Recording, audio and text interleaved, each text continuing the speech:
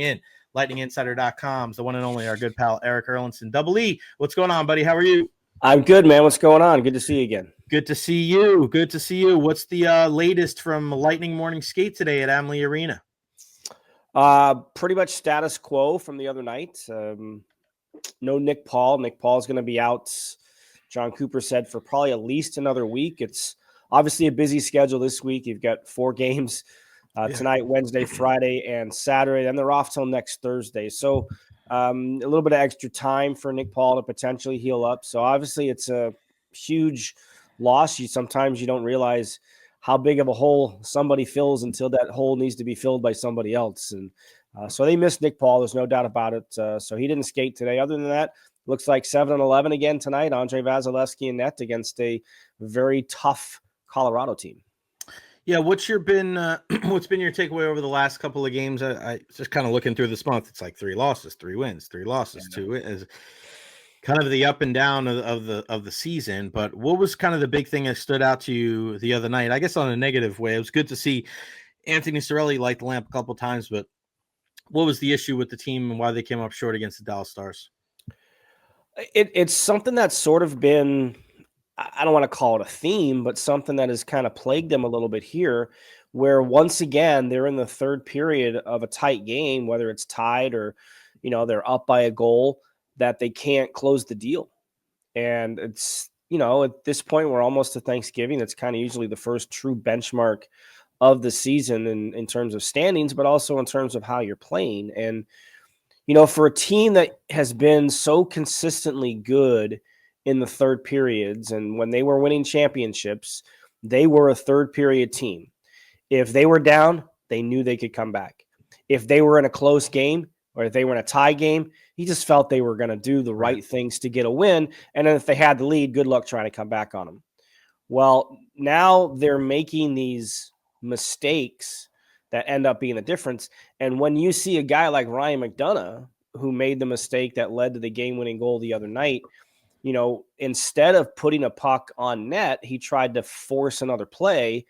And when this team tries to force plays too often, it usually comes back to bite them. That's exactly what happened. And, Coop had a great description after the game where he said, we tried to make 6 passes into the net. We turn it over. Dallas makes 2 passes. It's in the back of our net. Right. And those are the things that they have to start doing. And, John Cooper 2 weeks ago against the Philadelphia Flyers said that we're overcomplicating a simple game. Is basically what he said. We're overcomplicating an uncomplicated game because they're not generating enough shots towards the net. They're passing out of too many opportunities. And that was certainly the case again against Dallas. And I guess the good news is after watching them somehow pull a point out of that game against Columbus with, I don't know what that game was. Jeez. That was just a complete mess. Burn the tape. Burn the tape. Yeah. And again, so they got a point out of that game, but they probably didn't deserve it. They didn't play well enough to deserve it. So at least they sorted some stuff out against the Stars, and they knew it. They knew Dallas is a very, very good team. They're probably one of the best rosters in the league that they have. So at least they kind of got their game back to a level where they know they're going to have to be. But if you're going to have a game tonight where you're going to not manage the puck very well, I mean, Colorado's transition, just with Makar and McKinnon alone, will burn you if you're going to turn pucks over at dangerous areas of the ice because you're going to be chasing those guys all night, and that's not an easy task. Erik, who's been the one out of all the fresh faces this year, guys that are making their debut with the team in the 2024-25 season, that's impressed you the most? Well, probably JJ Moser at the end of the day. We're aware of who Jake Gensel is and what he's capable of doing. We've seen it for years in the way that he can play, especially with top players. So, he's done as we'd expect. I don't think I'd call him a surprise.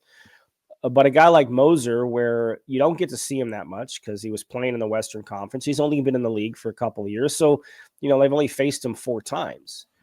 And to watch that guy night in and night out now with some of the smart plays that he makes and the smart reads that he makes, you see the offensive numbers and, you can see what he's capable of in the offensive zone. But, especially with defensemen, you got to watch how they work in their own zone because that's their main responsibility. And, the way he cuts off plays, the way that he disrupts plays. He's not a big guy by any means. Right. No, he's so not. he finds different ways to be effective in snuffing out plays. So again, I'm not comparing him to Anton Stralman, but when Anton Stralman made the move here from the Rangers, and everybody knew, Stralman's pretty good defenseman, but until you see guys like that play night in and night out and understand how they work on a consistent basis, you get a deeper appreciation for how they play. And I think Moser probably falls into that category, especially since he's playing his offside for the most part on the right side with Victor Hedman. Didn't play the right side much at all last year. He did say he played some right the year before, but it's not his natural position. It's not his natural side. And for him to come in and given them the minutes that he has, he's been very good.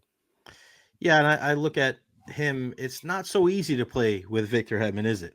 No, I mean, it's that's not. the thing is we've seen it in the past, and not that we're not throwing shade at anything, but like they've tried Erik Erlendsson playing with Victor Hedman, and it has not worked. And No. it's nothing against Hetty. It's just sometimes it's like water and oil, and you very rarely see Victor Hedman play with Erik Erlendsson. That's just not a combination that you see very much. I mean, you've seen guys like Jake Dotchin work over there, right? We've seen guys, even at times, I don't think Stralman always worked over there. It was weird, right? Because you think like, all right, he's going to come over, everything's going to be fine. I mean, sometimes we saw Sergachev over there, right? It's Victor is one of those guys, and this is what I love. I saw a couple weeks ago. Victor is a guy, and you know this. He's like he goes around. He's like an S sometimes. He's just staying on the left side. He kind of and JJ Moser was on the right side, and he almost gave Victor a shove, like go over there, go to your spot, which you don't always see, but that's why I got like Jan Ruda works so well, right? Yep. He's not going to freak out. Oh my God, I have to over. And it's weird how McDonough and Chernak work so well because they kind of just do their thing, right? And they're just so compatible, but it didn't work so much with Chernak and Hedman. But Moser, I'm surprised by it that so early on in his tenure with the Tampa Bay Lightning, it's just like he's taken to it like a fish to water, playing alongside a guy that's not always so easy to play against. Yeah, because I mean, the best way to describe Victor sometimes is he's a rover, right? He roves all over the ice. Because he can gobble up so much ice. I had many conversations through the years with Rick Bowness, who's certainly seen his fair share of players in the NHL. I always used to rave about Victor and the amount of ice that he could cover in a short period of time with those long strides, and that Swedish style of skating where they just kind of glide across the top of the ice. So he's hard to read off of sometimes, and that's what makes it difficult for others to kind of work with him. And that's why Ruda was such a good fit, because he understood how to play with Victor. Because you're not just playing your position, you're playing with a guy over there who doesn't freelance, but sometimes he can kind of be where you don't expect him to be because of the way he sees the game. So that's why certain guys worked well with him. So yeah. And, I have a story up on the site that I wrote earlier this season about Moser coming over and what he did to try and get ready to join this team, and specifically the opportunity to play with Victor Hedman. So he watched film on Victor and, to kind of see how he's played. And certainly there was a lot of conversations during training camp, and, and Victor was the same way. He didn't really know JJ Moser that well. So him and Rob Zettler was the same way. It was interesting talking to Rob Zettler, who coaches the defense, about how, he watched some tape on him and he talked to people, but he didn't really want to have too much of a picture of who JJ Moser was. He wanted to come in and see it firsthand, to get a feel for it. So he's been a pleasant surprise. It's, you think back here again to the trade that Julian Brisebois made, as much as it hurts to see a guy like Mikhail Sergachev be moved and traded away, and everything that Sergei did while he was here, to get back a defenseman the caliber of Moser, and you got a Connor Geekie in the same trade. I mean, you filled two spots, by trading one player and two guys who have come in and contributed pretty well. Yeah, what do you make of Geekie too? Because I feel like at times you saw it in the Columbus game where he scores the goal late, right there in the middle of the ice. I don't think he's going to be sent down. I think he's going to be a guy that's going to be in the middle six forwards, which is what the Lightning had hoped. But I just wonder, long term, like where he's going to fit in. Not that I don't think it's going to be a top 6 role, but I just wonder where he's going, like who's he going to play with, because we know that the Lightning love the combos, right? So we know Point and Kucherov are going to be together. We know that Cirelli and Hagel are going to be together for the most part, right? We know those things do change, but where does Geekie go? Because it seems like Gensel's going to play with the top guys. He's not going anywhere for a while. Is it going to be Geekie eventually when everything settles in, when Nick Paul comes back, that Geekie will probably be that second line winger with those guys? Yeah, it's a good question. I think with him, you just got to let him continue to feel comfortable and grow, and then see where things are going to shake out after that. It looks like he has some pretty good chemistry with Gonçalves. Mm-hmm. They've played a lot together here. A little bit was Gonçalves that set him up for that game-tying goal in Columbus on the power play, his first career point for Gage. But we saw Geekie play well with Nick Paul on the wing, right? Mm-hmm. And Paul was in the center and Geekie. So eventually he's going to be a top 6 forward in some capacity. And, whether that is moving him to the middle and, maybe Cirelli bumps down to a third line center, which is a role he's probably the ideal type of third line center. I know he's been playing second line center minutes here for the last couple of years for this team, but he's, if in a perfect world, that's probably where he slots in. So maybe Geekie slots into second line center. And, so there's the good news is we're having this conversation. So, that the depth that maybe they didn't have last year is there, right? Because you can have a guy like Geekie play, third line, second line. You have a Nick Paul who could play second line, third line, and everything like that. So eventually he's going to be a center in this league. The more he gets comfortable with everything. And look, with rookies, especially 20-year-olds who make the jump straight from junior to the NHL, it's a big jump. It's a big jump going from playing against other 18, 19, 20-year-olds to playing against the Nathan McKinnons and the Cal McCarrs and, these bigger guys on a nightly basis. It's a much different animal to try and get accustomed to. So everything that they've asked him to do to this point, I think tonight's game number 20 on the season, so we're about a quarter of the way through. He's done exactly what they've asked him to do. And that's all you can ask from him. Can you give him a little more? Can you give him a little bit more? And he's taken everything that they've given him. And he's even gotten an opportunity to jump up on the top power play unit a couple of times, especially those few games where Braden Point was out. So he's going to be a big part of this team moving forward, but who he plays with, it's a good question. Yeah, I want him there. I mean, I think that's the next step in the evolution, is having him on that top power play unit. I want to see Braden in his spot. I want to see Cooch go back to where he's got it. Like, if Cooch is going to play on the left side, all right, fine. If he's going to go back to the right side, but like, I just feel like Geekie's skill set, because he can shoot the puck. Like, he's a guy that can really rifle it. And Hagel's not that guy for me. He's not a guy that can shoot the puck with that type of velocity. He's more of a wrist shot from deep guy rather than a slap shot from deep guy. Down low, he's a great at puck retrieval, but I mean, that's Jake Ensel's job, and I think he's probably one of the best guys in the league to do that. So it's kind of redundant. I don't want him moving from that spot. Where Hedman and Pointer are going to be. So I hope that Geekie gets more of an opportunity on that top power play unit to play on one of the wings, because I think you can kind of see him take that game to the next level. You mentioned Anthony Cirelli. Somebody texted something to me after he scored a second goal the other night of, this is the guy that, he's finally becoming the guy, or he's always been this guy. It's weird because I feel like he's a 2.5 line center. Does that make sense? Yeah. Like, he's just one of those guys where he's probably better than a third line center, but he doesn't score enough to be a second line center. I always use the guys, like I always use David Krejci as that example, right? The perfect second line center. If you need to moonlight as a first line center while your guy gets banged up for 3 games, he can do that. And Cirelli can, but we're also looking at a guy, Double E, that's never scored 50 points in a season. Yep. Right. You need that second line center, 60, 65 points, something like that. He's never got to 50. He's at, I think, 21 now, which is a positive sign. But can he take that? Can he become more of a prolific scorer? Maybe not on the goal side, but just all around this deep into his career? Because, it's not like it's his second year in the league, right? He's been here. He's a double-time champion.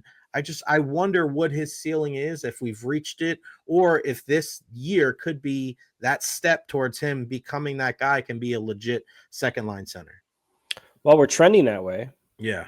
Right. For the first time in his career, you can say he's trending in that direction. But I don't know if you're going to get like if he hasn't cracked 50, what makes you think he can get to 70? Right. Which is kind of the area you probably need him to be at with the minutes he plays. And look, he's a terrific shutdown center. He's one of the best shutdown centers in the league. There's no doubt about it. But his style of play does not lend itself to high offensive numbers, right? He's the motor. He's the forechecker. He's the puck winner, right? He's the guy that does that. He's not the creative type of center that, you typically have in that role. So, and that's not to say, look, I love Anthony Cirelli. This is not a, putting Anthony Cirelli down. Guy. It's just, this is just what his game is. And can he get there? Look, he's off to a great start. I haven't looked at the numbers, but I can guarantee it's probably the best offensive start he's had to his career through this point of the season. I just last year was the first year he cracked 20 goals in a season. So that kind of gives you an idea. So I don't know how much higher of a ceiling he has because, at this point in your career, you're kind of who you are. Right. Right. So that's why I say he's almost the ideal third line center. And, and I don't wonder too, the rosters for the Four Nations Cup are coming out here in a couple of weeks, and Anthony Cirelli is going to be a top candidate to potentially be on that. Look who the head coach, look who, oh, absolutely. Really? Hey, look who his coach is. Yeah. Okay. He's the coach of Canada, and as Brian Engblom pointed out to me the other night, well, Pete DeBoer is on that staff. He just watched Anthony Cirelli do what he did in that game. Jim Nill, who's the general manager of the Stars, just watched Anthony Cirelli do what he did against the Stars the other night. He's part of, the think tank that puts it together, and they need a shutdown type of center. You can't have just the 20 best players, right? Yeah, it's the Herb Brooks approach. Yeah. Right. So yeah, I mean, talking to some of the guys in the Toronto media, there's a pretty good chance. I think Anthony Cirelli has a better than even chance to be named to this roster because you can't just have, McDavid and McKinnon. You got to have guys. You can't have 4 first lines. Right. You got to have somebody who can accept a role where they're only going to play maybe 10 minutes a night. And your job is to shut down Austin Matthews, or your job is to shut down Jack Hughes. Right. Or shut down Sasha Barkov. I mean, you have to have a guy in that role. So that's why I think Cirelli has a good chance of being on this roster. I mean, look, Rob Zaminer made the 98 Olympic teams for Canada because he was that type of a player. So it's not outside the realm of possibility to think that. And I don't know if this is incentive for Anthony Cirelli. I have not had this conversation with him. Knowing him, he's not going to say it is whether it is or not. His job, he knows what his job is. But it's something that could ultimately be in the back of his mind. That's so crazy. We could be cheering for Austin Matthews against John Cougar and Anthony Cirelli. Erik Erlendsson, follow him. And Braden Point. Erik Erlendsson, lightninginsider.com. That's Erik _Erlendsson. That's a K, not a C, 2 S's after the D. Appreciate it, brother. I'll miss you. I'm going to, I'll be gone for Thanksgiving. So give my love to the family. Have a great turkey day. Enjoy the games this week. And I'll see you next week, pal. Yeah, man. Have a safe trip. Tell everybody I said hi and happy Thanksgiving, everybody. You too, pal.